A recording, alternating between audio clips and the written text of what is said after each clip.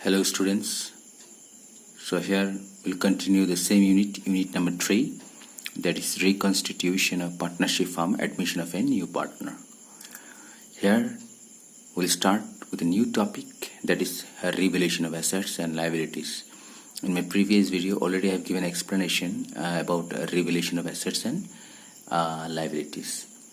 तो revaluation of assets and liabilities का मतलब क्या है कि देखो, जब एक न्यू पार्टनर एडमिशन होता है तो होता क्या है, न्यू पार्टनर एडमिशन जिस दिन होता है तो उससे पहले जो ओल्ड पार्टनर होता है, ओल्ड पार्टनर का कुछ एसेट्स और कुछ लाइबिलिटीज होता है जो बैलेंस शीट में अपीयर होता है, ठीक है ना। तो क्या होता है कि न्यू पार्टनर जिस दिन एडमिशन होता है तो उन एसेट्स और लाइबिलिटीज का जो ओल्ड पार्टनर्स का है वो वैल्यू मार्केट वैल्यू के साथ कंपेयर किया जाता है। जब मार्केट वैल्यू के साथ कंपेयर होता है तो एसेट्स का वैल्यू कुछ इंक्रीज होगा, कुछ डिक्रीज होगा, लाइबिलिटी का वैल्यू कुछ इंक्रीज होगा, कुछ डिक्रीज होगा, ठीक है। तो जब इंक्रीज डिक्रीज होता है एसेट्स का वैल्यू तो उसे बोला जाता है रीवैल्यू, मतलब एसेट्स और लाइबिलिटीज का फिर से रीवैल्यू किया जाता है जब एक न्यू पार्टनर एडमिशन होता है या जब एक पार्टनर रिटायर हो जाता है या एक पार्टनर का जब डेथ हो जाता है, ठीक है। तो रिवैल्यूएशन अकाउंट बनाना पड़ता है। That means what, on admission of A new partner the firm stands reconstituted and consequently the assets are revalued and liabilities are reassessed. It is necessary to show the true position of the firm at the time of admission of a new partner. Okay, if the value of the assets are raised, the gain will increase the capital of the existing partner. इसका मतलब है कि जब assets का value, जो assets का value है वो अगर इंक्रीज होता है, दैट मीन्स व्हाट, ये प्रॉफिट हो रहा है। इसका मतलब है पार्टनर्स का जो कैपिटल है वो इंक्रीज होगा, ठीक है। क्योंकि जैसे मान लो एसेट्स का वैल्यू है, जैसे एक लैंड, सपोज लैंड का वैल्यू जो ओल्ड पार्टनर का जो लैंड का जो वैल्यू है जो बैलेंस शीट में शो कर रहा है, ठीक है, वो लैंड जो बैलेंस शीट में शो कर रहा है किसका होगा, ओल्ड पार्टनर्स का होगा। जिस दिन न्यू पार्टनर का एडमिशन होता है तो सबसे पहले ओल्ड पार्टनर क्या करता है, उन एसेट्स और लाइबिलिटीज का फिर से रिवैल्यू करता है, ठीक है। तो वो मार्केट वैल्यू के साथ कंपेयर करता है और अगर इंक्रीज हो रहा है तो इसका मतलब है प्रॉफिट, और प्रॉफिट किसको मिलेगा, ओल्ड पार्टनर्स को मिलेगा। किस रेशियो में, ओल्ड रेशियो में मिलेगा, ठीक है। इसी तरह लाइबिलिटी भी, लाइबिलिटी का वैल्यू इंक्रीज या डिक्रीज होता है।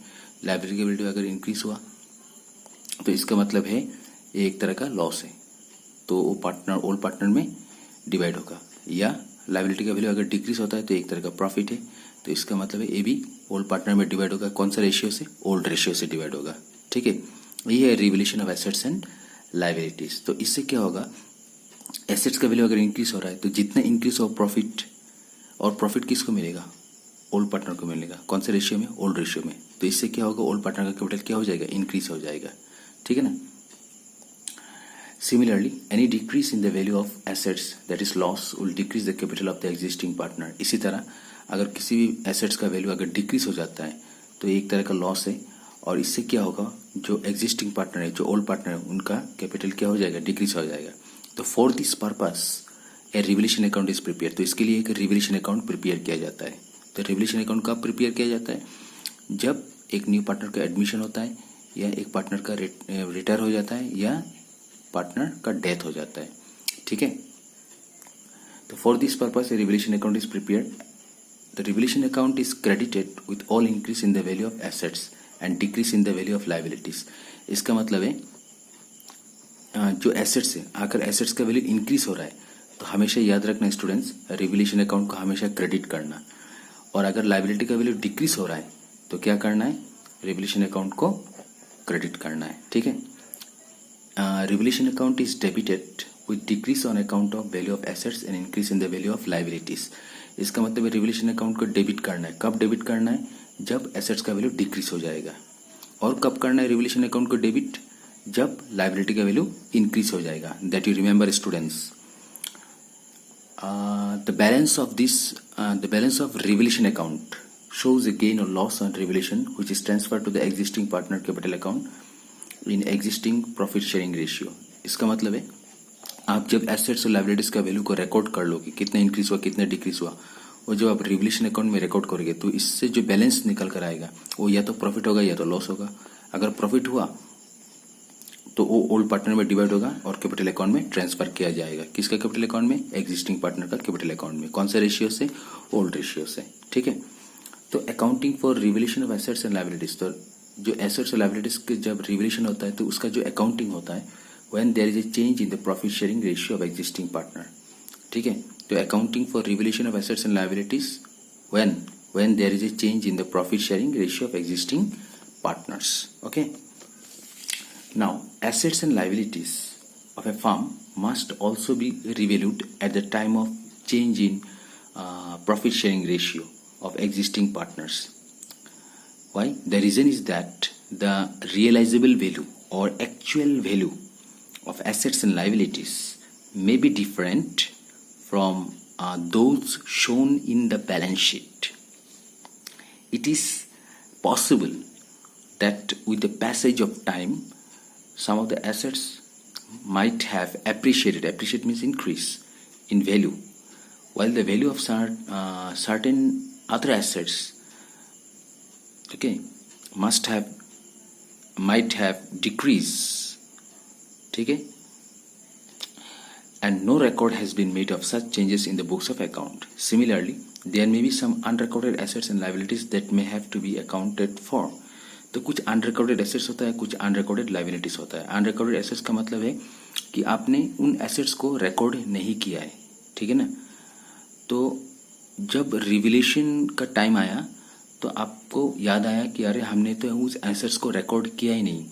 ठीक है ना, तो आप रिकॉर्ड कर लोगे बुक्स ऑफ अकाउंट में, तो इससे क्या होगा? आपका एसेट्स इंक्रीज हो रहा है। इसी तरह अगर हो सकता है कि आपका जो लायबिलिटी है वो लायबिलिटी आपने रिकॉर्ड नहीं किया होगा, है ना, नहीं गलती हो सकता है।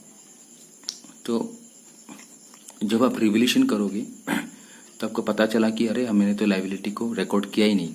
ठीक, तो रिकॉर्ड किया नहीं तो आप रिकॉर्ड करोगे। ठीक है, तो इसे बोलते हैं अनरिकॉर्डेड लायबिलिटी। तो लायबिलिटी आपने पहले का जो लायबिलिटी है वो लायबिलिटी को रिकॉर्ड नहीं किया और आपको अभी याद आया रिवैल्यूएशन का टाइम में कि जो लायबिलिटी है उस लायबिलिटी को मैंने रिकॉर्ड नहीं किया। तो इससे क्या होगा? आपका लायबिलिटी इंक्रीज हो गया, मतलब एक तरह का लॉस है। ठीक है, तो इसे unrecorded assets and unrecorded liability बोला जाता है। The revaluation of assets and liabilities becomes necessary because the change in the value of assets and liabilities belongs to the period to change in profit sharing ratio and hence must be shared by the partners in their old profit sharing ratio. Okay, I think everybody you understood. After this, students, the revaluation of assets and liabilities may be given effect to in two different way. जब हम लोग assets और liabilities का revaluation करता है तो इसका दो इफेक्ट हो सकता है। First effect, when revise value are to be recorded in the books. Revise value means new value, या तो न्यू वैल्यू को आप रिकॉर्ड करोगे बुक्स में। और second case, when revise value are not to be recorded in the books, या तो आप न्यू वैल्यू को रिकॉर्ड नहीं करोगे। तो first case, when revise value are to be recorded in the books, अगर आप रिवाइज वैल्यू को रिकॉर्ड करते हो बुक्स में तो क्या होगा? इन सच ए case a revaluation of assets and liabilities is done with the help of a new account called revaluation account.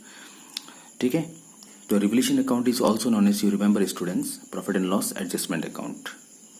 If there is a loss due to revaluation account is debited. और अगर revaluation account का वजह से loss होता है तो revaluation account को हमेशा डेबिट किया जाएगा। And if the revaluation account or you can say if the revaluation results in a profit, the revaluation account is credited. और अगर रिवैल्यूएशन अकाउंट का वजह से प्रॉफिट हो रहा है तो रिवैल्यूएशन अकाउंट को कर देना है credit. I think everybody you understood. तो देखो, इसका मतलब है हम लोग को हमें रिवैल्यूएशन अकाउंट बनाना है। क्या बनाना है? Revaluation account. किसका? एसेट्स एंड लायबिलिटीज का। तो रिवैल्यूएशन हमेशा एसेट्स और लायबिलिटीज का होता है, दैट ऑलवेज रिमेंबर। और रिवैल्यूएशन एसेट्स एंड लायबिलिटीज का होता है जब एक न्यू पार्टनर का एडमिशन होता है या एक पार्टनर रिटायर हो जा रहा है या एक पार्टनर का डेथ हो जाता है, तो फिर से उन एसेट्स और लायबिलिटीज को फिर से क्या करना पड़ता है? रिवैल्यू करना पड़ता है। फिर से वैल्यू फाइंड आउट करना पड़ता है कि देखना चाहता है कि एसेट्स का वैल्यू कितना इंक्रीज हुआ, कितना डिक्रीज हुआ, लायबिलिटी का वैल्यू कितना इंक्रीज हुआ, कितना डिक्रीज हुआ। ठीक है, तो देखो स्टूडेंट्स, यहाँ में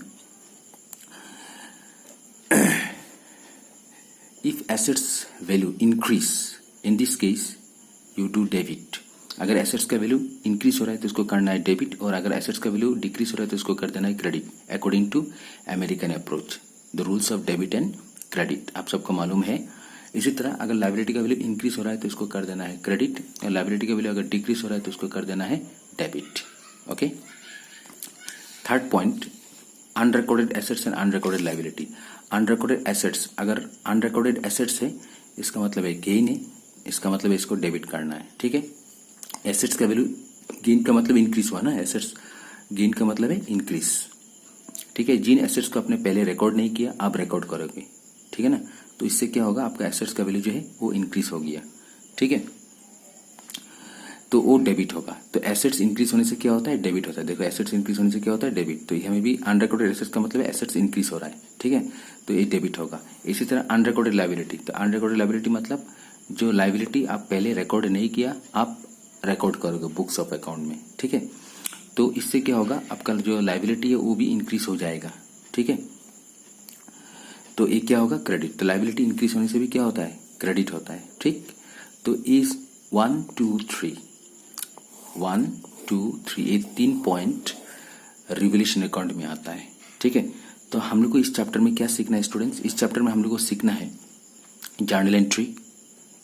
ठीक, इसके बाद लेजर, जैसा रिवोल्यूशन अकाउंट बनाना है, पार्टनर्स कैपिटल अकाउंट बनाना है और बैलेंस शीट बनाना है। ठीक है, इसी तरह जब आप रिटायरमेंट करोगे तो वहाँ में भी आपको जर्नल एंट्री करना है, रिवोल्यूशन अकाउंट बनाना है, पार्टनर्स कैपिटल अकाउंट बनाना है, बैलेंस शीट बनाना है। ठीक है ना, डेथ का चैप्टर में भी वैसा ही है। मतलब रिवोल्यूशन अकाउंट तीनों में भी कॉमन है, तीनों में मतलब एडमिशन में भी, रिटायरमेंट में भी और डेथ में भी। ओके, तो ये तो मैंने रूल्स का बात किया और revolution of assets and liabilities होता क्या है। तो आप now I will show you first journal entry and then I will show you the format of revolution account. ठीक है, तो now you see the students journal entry. First I will show you journal entry. Already I have given the explanation, the rules of assets and liabilities or unrecorded assets or unrecorded liabilities. ठीक है, तो journal entry is very simple. First of all, you see here, for increase in the value of assets, अगर assets का value increase हो रहा है इसका मतलब है प्रॉफिट हुआ। ठीक, assets increase हो रहा है तो assets increase होने से क्या होगा, डेबिट। और जब भी assets increase होगा तो रिवोल्यूशन अकाउंट को कर देना है क्या, क्रेडिट। रिवोल्यूशन अकाउंट का वजह से अगर assets का वैल्यू इंक्रीज हो रहा है तो रिवोल्यूशन अकाउंट को करना है credit, being increase in the value of assets. Okay, now opposite, for decrease in the value of assets. ठीक है, एसेट्स का वैल्यू अगर डिक्रीज हो रहा है इसका मतलब आपका लॉस हो रहा है। ठीक, तो एसेट्स का वैल्यू अगर डिक्रीज होता है तो उसको कर देना है credit to assets account. Rules मैंने बताया था अकॉर्डिंग टू अमेरिकन अप्रोच। तो रिवोल्यूशन अकाउंट का वजह से अगर एसेट्स का वैल्यू डिक्रीज हो रहा है तो रिवोल्यूशन अकाउंट का करना है डेबिट, ऑपोजिट है। ठीक है, similarly point number 3, for increase in the value of liabilities, अगर लाइबिलिटीज का वैल्यू क्या हो रहा है, इंक्रीज हो रहा है, तो लाइबिलिटी का वैल्यू इंक्रीज हो रहा है मतलब एक तरह का लॉस है। ठीक है ना, तो इसको कर देना है, लाइबिलिटी इंक्रीज होने से क्या होगा, क्रेडिट, तो टू लाइबिलिटीज अकाउंट। और रिवोल्यूशन अकाउंट का वजह से अगर लाइबिलिटी का वैल्यू इंक्रीज हो रहा है तो रिवोल्यूशन अकाउंट को क्या करना है, debit. Okay, being increase in the value of liabilities. Next point number 4, for decrease in the value of liabilities, अगर लाइबिलिटीज का वैल्यू डिक्रीज हो रहा है इसका मतलब है आपका एक तरह का प्रॉफिट है। ठीक है ना, तो लाइबिलिटी डिक्रीज होने से इसको क्या करना है, debit, according to American approach. और लाइबिलिटीज का रिवोल्यूशन अकाउंट का वजह से अगर लाइबिलिटी का वैल्यू डिक्रीज हो रहा है तो रिवोल्यूशन अकाउंट को करना है क्रेडिट, तो being decrease in the value of liabilities. Next point, for unrecorded assets. ठीक है, तो अनरिकॉर्डेड एसेट्स के लिए जो जर्नल एंट्री होगा वो होगा assets account debit to revolution account, क्योंकि अनरिकॉर्डेड एसेट्स का मतलब है आपका एसेट्स का वैल्यू इंक्रीज हो रहा है, तो एसेट्स इंक्रीज हो रहा है तो डेबिट। ठीक है ना, और रिवोल्यूशन अकाउंट हो जाएगा credit, being unrecorded assets recorded at actual value. Okay, similarly the next point, that is for unrecorded liability. तो अब जो लाइबिलिटी है वो लाइबिलिटी अनरिकॉर्डेड है तो उसको आप क्या कर दोगे, रिकॉर्ड कर दोगे। तो लाइबिलिटी क्या होगा, इंक्रीज होगा। अनरिकॉर्डेड लाइबिलिटी का मतलब है लाइबिलिटी इंक्रीज हो रहा है, तो लाइबिलिटी इंक्रीज हो रहा है तो उसको क्या करना है, क्रेडिट। तो इसलिए मैंने लिखा टू लाइबिलिटी अकाउंट, मतलब ये हमें लिखना है टू अनरिकॉर्डेड लाइबिलिटी। ठीक है, और रिवोल्यूशन अकाउंट का कर देना है debit, being unrecorded liability recorded at what, actual value. Okay, actual value.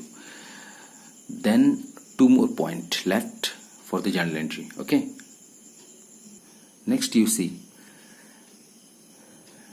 जो एसेट्स और लाइबिलिटी है और जो अनरिकॉर्डेड एसेट्स और अनरिकॉर्डेड लाइबिलिटी वो सब आपने रिकॉर्ड कर दिया। कहाँ में? कौन सा अकाउंट में? रिवोल्यूशन अकाउंट में। Revolution account is also known as profit and loss adjustment account, remember that. तो सब एसेट्स और लाइबिलिटीज को रिकॉर्ड करने के बाद एक बैलेंस निकल कर आएगा। वो बैलेंस या तो प्रॉफिट होगा या तो लॉस होगा। अगर वो प्रॉफिट होता है, रिवोल्यूशन अकाउंट में अगर प्रॉफिट आ रहा है, ठीक है, तो उन प्रॉफिट को आप ट्रांसफर कर दोगे ओल्ड पार्टनर्स का कैपिटल अकाउंट में, ठीक है। तो रिवोल्यूशन अकाउंट में अगर प्रॉफिट होता है तो जो एंट्री होगा revolution account debit to old partners capital account, क्योंकि रिवोल्यूशन अकाउंट में जो प्रॉफिट हो रहा है वो प्रॉफिट किसको मिलेगा? एग्जिस्टिंग पार्टनर को मिलेगा, ओल्ड पार्टनर को मिलेगा। इससे ओल्ड पार्टनर का कैपिटल जो है वो इंक्रीज हो जाएगा। कैपिटल इंक्रीज होने से क्रेडिट। और अगर फिक्स्ड मेथड में है तो फिर करंट अकाउंट लिखना है, अगर फ्लक्चुएटिंग है तो कैपिटल लिखना है, कैपिटल अकाउंट, ठीक है। The being profit on revolution account transfer to capital account in क्या ratio? In old ratio, okay. Next point, और अगर रिवोल्यूशन अकाउंट में आपका लॉस आ रहा है तो इसका मतलब है पार्टनर्स का जो कैपिटल है वो डिक्रीज हो जाएगा। और कैपिटल डिक्रीज होने से क्या होता है? Debit, according to American approach. तो ओल्ड पार्टनर्स कैपिटल और करंट अकाउंट कब होगा? जब अगर फिक्स्ड मेथड हुआ। और कैपिटल अकाउंट कब होगा? जब फ्लक्चुएटिंग मेथड होगा, ठीक है। और अगर क्वेश्चन में कुछ ना पूछा हो तो कैपिटल अकाउंट लिखना है, ठीक है। तो ओल्ड पार्टनर्स कैपिटल अकाउंट को कर देना है डेबिट और रिवोल्यूशन अकाउंट को कर देना है credit. Being loss on revolution transfer to capital account in old ratio, ठीक है। ये तो मैंने जर्नल एंट्री की बात की। अभी इन जर्नल एंट्री को देखो, हमने फॉर्मेट में रिवोल्यूशन अकाउंट में बनाया है, ठीक है। थोड़ा ध्यान से देखो। अगर एसेट्स का वैल्यू इंक्रीज हो रहा है, सॉरी एसेट्स का वैल्यू अगर डिक्रीज हो रहा है, तो एसेट्स का वैल्यू अगर डिक्रीज हो रहा है तो इसको क्या कर देना है? डेबिट टू एसेट्स अकाउंट, ठीक है। इसी तरह आपका एसेट्स का वैल्यू अगर इंक्रीज हो रहा है तो इसको कर देना है क्या? क्रेडिट, ठीक है। फिर लाइबिलिटी अगर इंक्रीज हो रहा है तो इसको कर देना है डेबिट। लाइबिलिटी अगर डिक्रीज हो रहा है तो इसको कर देना है क्रेडिट। अच्छा, एसेट्स का वैल्यू डिक्रीज हो रहा है तो डिक्रीज हो रहा है मतलब एक तरह का लॉस है, इसलिए डेबिट। और एसेट्स का वैल्यू इंक्रीज हो रहा है मतलब प्रॉफिट, इसलिए क्रेडिट। लाइबिलिटी का वैल्यू इंक्रीज हो रहा है मतलब एक तरह का लॉस, डेबिट। फिर लाइबिलिटी का वैल्यू डिक्रीज हो रहा है तो इसका मतलब एक तरह का प्रॉफिट, क्रेडिट, ठीक है ना। डेबिट ऑल एक्सपेंसेस और लॉसेस, क्रेडिट और इनकम और गेन। इसी तरह अनरिकॉर्डेड लाइबिलिटी, अनरिकॉर्डेड लाइबिलिटी का मतलब है लाइबिलिटी इंक्रीज हो रहा है, तो लाइबिलिटी इंक्रीज हो रहा है मतलब एक तरह का लॉस है, इसलिए debit. Unrecorded assets, unrecorded assets का मतलब है उन एसेट्स को रिकॉर्ड आपने किया नहीं, आप रिकॉर्ड करोगे बुक्स में, ठीक है। तो इससे क्या हो गया? एसेट्स का वैल्यू इंक्रीज हो गया। एसेट्स का वैल्यू इंक्रीज हुआ मतलब प्रॉफिट, प्रॉफिट होने से क्रेडिट, ठीक है। और इसके बाद इन सब को रिकॉर्ड करने के बाद एक बैलेंस निकल कर आएगा। अगर क्रेडिट साइड में टोटल आया, क्रेडिट साइड में टोटल ज्यादा आया, ठीक है। अगर क्रेडिट साइड में टोटल ज्यादा आया तो सेम टोटल आप डेबिट साइड में लिखोगे और इस टोटल से आप इन सबको क्या करोगे? माइनस करोगे। माइनस करने के बाद जो बैलेंस निकल कर आएगा वो प्रॉफिट होगा। तो टू प्रॉफिट ट्रांसफर टू, और वो profit old partners capital account में ट्रांसफर कर देना है, ठीक है। सपोज 2 पार्टनर्स है, ए और बी, ओल्ड पार्टनर, ठीक है ना। तो जो भी प्रॉफिट आएगा, जो भी बैलेंस आएगा यहाँ में, इस बैलेंस को, इस प्रॉफिट को ओल्ड पार्टनर में ओल्ड रेशियो में डिवाइड कर देना है। इसी तरह अगर डेबिट साइड में टोटल ज्यादा आया तो सेम टोटल आप क्रेडिट साइड में लिखोगे, ठीक है ना, क्रेडिट साइड में लिखोगे और इस टोटल से आप इन सबको माइनस कर दोगे। करने के बाद जो लॉस आएगा, ठीक है ना, वो लॉस आप ओल्ड पार्टनर्स कैपिटल अकाउंट में ट्रांसफर कर दोगे, ठीक है। और सपोज ए बी तो ओल्ड पार्टनर है तो ओल्ड पार्टनर में ओल्ड रेशियो में डिवाइड हो जाएगा, ओके। तो in this way you have to prepare revolution account, and revolution account you have to prepare in case of admission of a new partner, in case of a retirement of a partner, in case of death of an existing partner, ठीक है। तो revolution account is common for this three. In case of admission of a partner, you have to prepare revaluation account. In case of retirement of an existing partner, you have to prepare revaluation account. In case of death of a partner, also you have to prepare a revaluation account. So that means revaluation account is common for these three part. Okay. So always remember, and also I have shown you the journal entry. In my next video, I'll show you the practical. Okay. So everybody, you must watch this video. Okay. Okay then. Thank you for today.